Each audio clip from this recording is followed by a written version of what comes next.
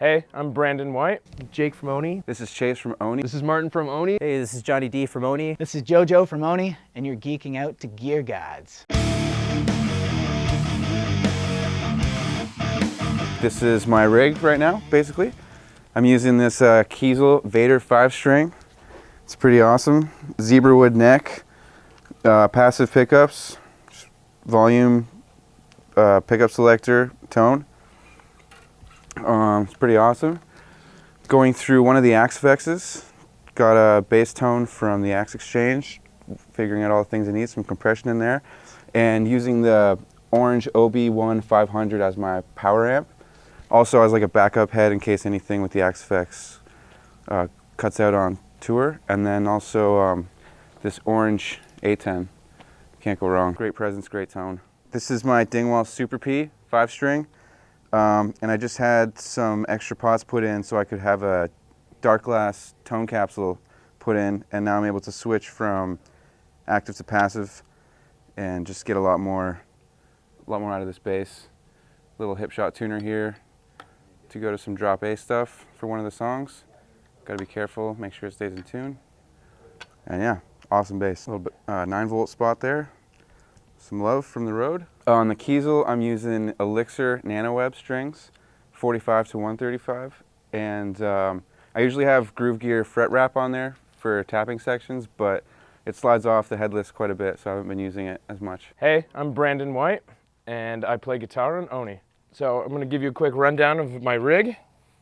So I run through Axe FX XL Plus, and I have our outputs split to go into a cab for output 1, and then a separate tone that goes through in-ears and front of house and output 2.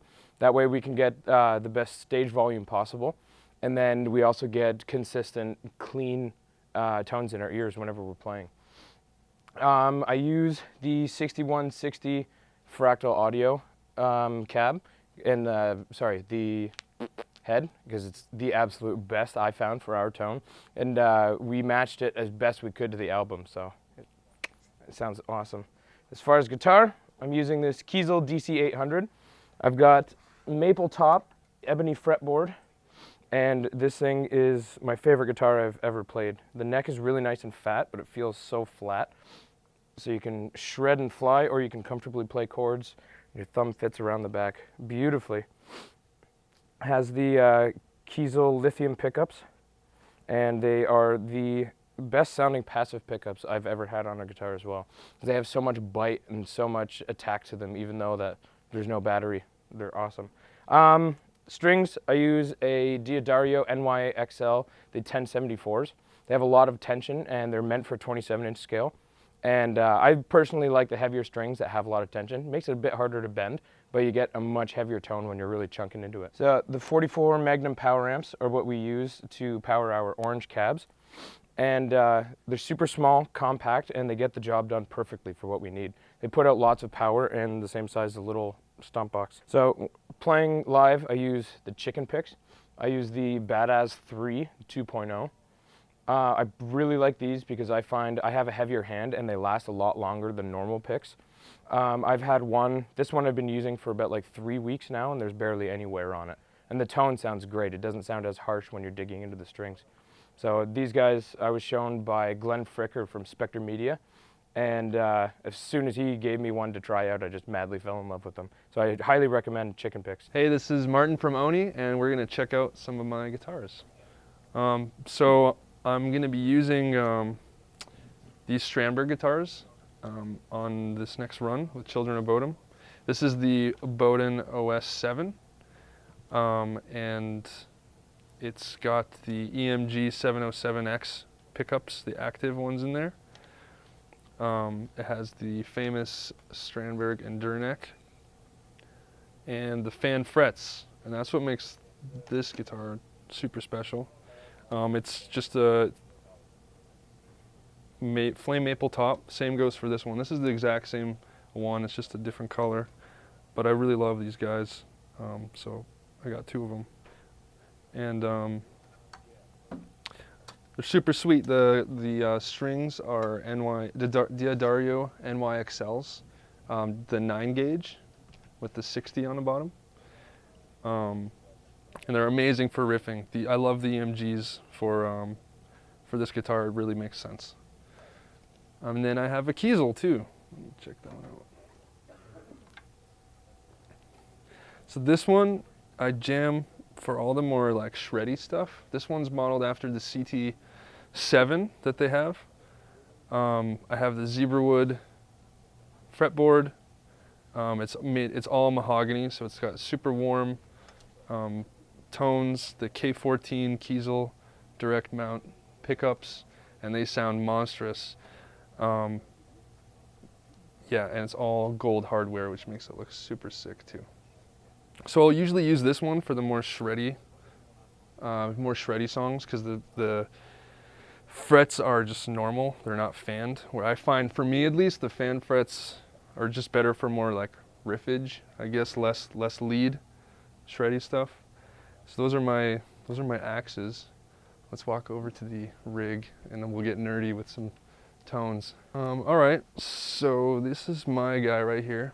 If you want to zoom in, I'll show you. There's basically just, we kind of keep it simple. There's three main tones, and we use the scene splitting from there. But the main tones, basically, there's the rhythm, and then the lead, and the clean. And the only thing that we use the scenes for is like we'll just have like little volume boosts, so certain parts of songs will just come up, like in the chorus, we'll just get a little extra volume. Mm-hmm. And so for every tone, you see in each one we have 2 amp settings, and that's for what Brandon was talking about. We have the one that has no cab is the tone that's actually running through the oranges for our stage monitoring, and then the one that does have the cab sim, that's the one that runs to our ears, and it sounds totally different, but definitely necessary because it just sounds like squishy sponges if you don't do that. And so we do that for every tone we have.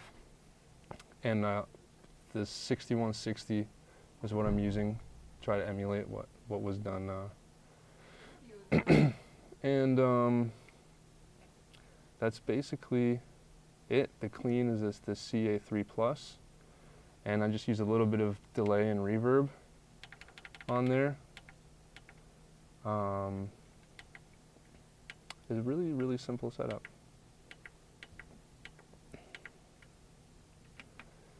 And then all that gets powered by the 44 Magnums, which are awesome because they're super small, really powerful. You don't need that much more when you're running the Axe-FXs.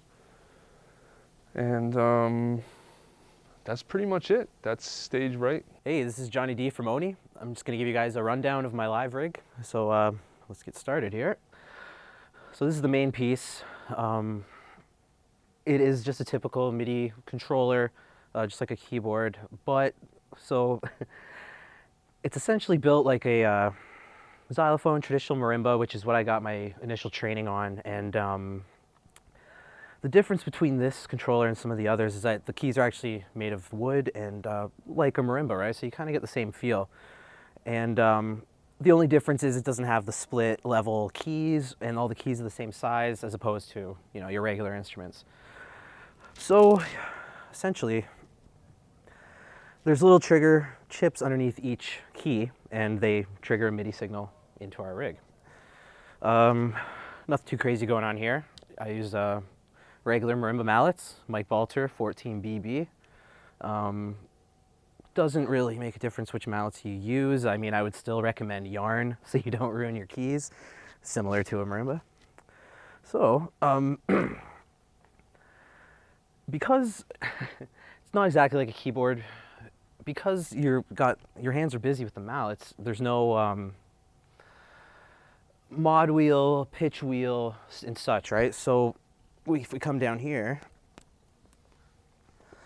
I got Roland FC300 MIDI foot controller and 2 Moog expression pedals. So this pedal's really cool. I typically have a pitch bend up, pitch bend down. This one I use for expression, you know, mod wheel, low pass filters, stuff like that. And then I got my volume pedal here. And what else is cool is you can flip through your patches with these here. So I'll give you a little example. So, lead kind of patch with your pitch benders, but I can also go to grand piano sound if I like. More riffy kind of stuff when the guitars are, you know, chugging along or something. Another kind of lead patch. So yeah, there's lots of options.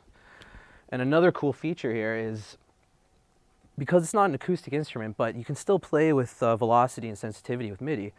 I have a note length knob, which just plays with the length, and then this one, the sensitivity. That is, I usually just turn it right up. Allows me to play a little more expressively, you know, you can kind of, works better with the piano. So yeah, that's basically what's going on for playing. What are those little wooden guys? The wooden guys are the sustain pedals, and they come straight from the company that built the xylosynth, Warnick, and they work like a regular piano sustain pedal. I kind of use them backwards. It's kind of weird because I can't hold my finger down like a keyboard. Before I'd have the note length, for faster passages, I'd have the note length down so they wouldn't bleed into each other, right? But now I realized that you could use the sustain pedal opposite. So I turn the note length all the way up. So use a monophonic sound so that that note's not sounding when you hit this one. And then that turns it off. So I can do all kinds of passages using these. They're actually really helpful. I still use the same same grip I used on marimba. It's Stevens grip for those of you in the know.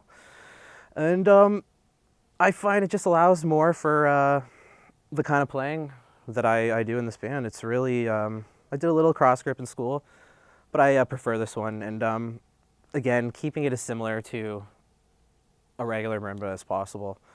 And yeah, so if you want to come over here. So all this stuff does not work without our little playback rig back here. So MIDI out to the MIDI interface. So I've used, on the album I used a lot of actual analog physical modules, Moog Voyager, Prophet 12, Roland Integra 7, and they were great. They were really fat sound, great live, and great for the album. But it's a little easier to move around and make your changes and patch changes using something like this. So we use Ableton now. I've used I've used Mainstage, Logic, Pro Tools. Those are all good.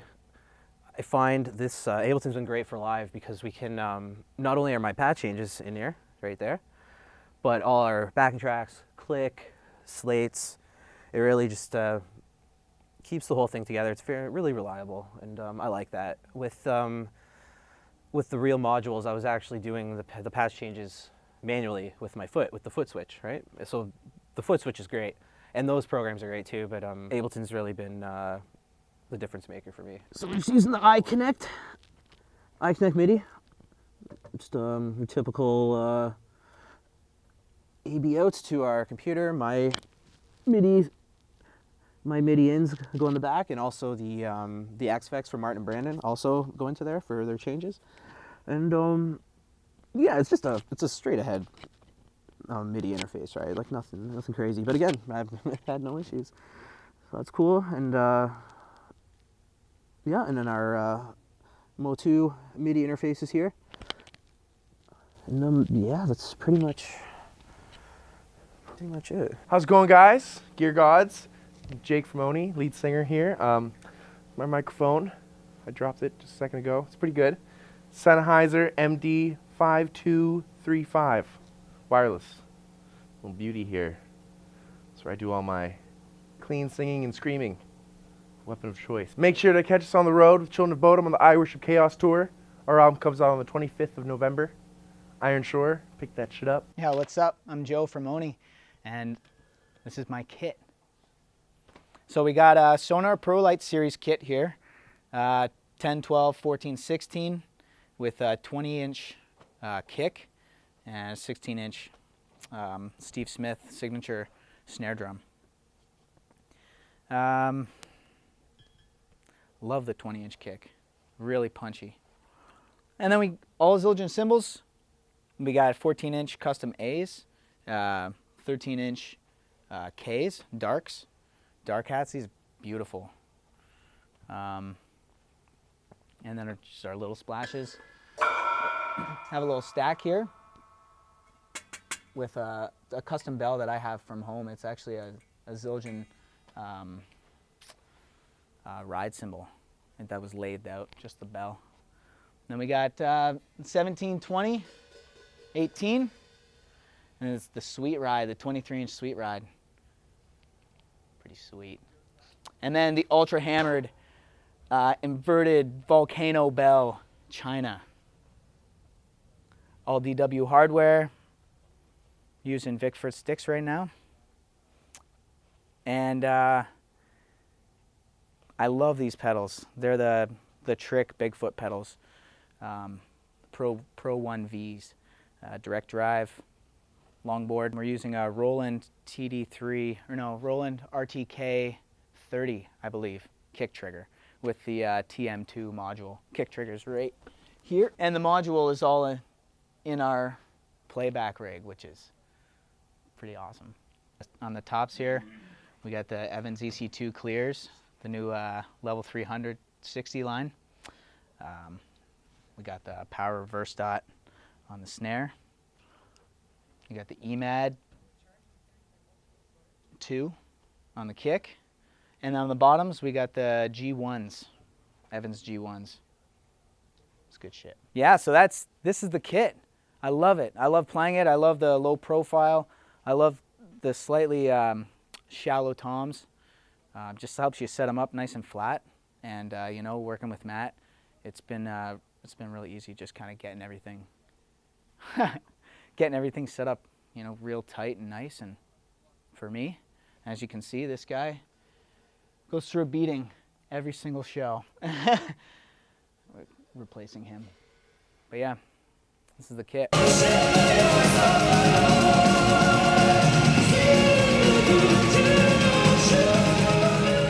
Hey, my name is Antti. I'm working for Nightwish. Been doing this since 2005. And here's our guitar systems and guitars. This is the main one, custom made ESP. He had used this from 2004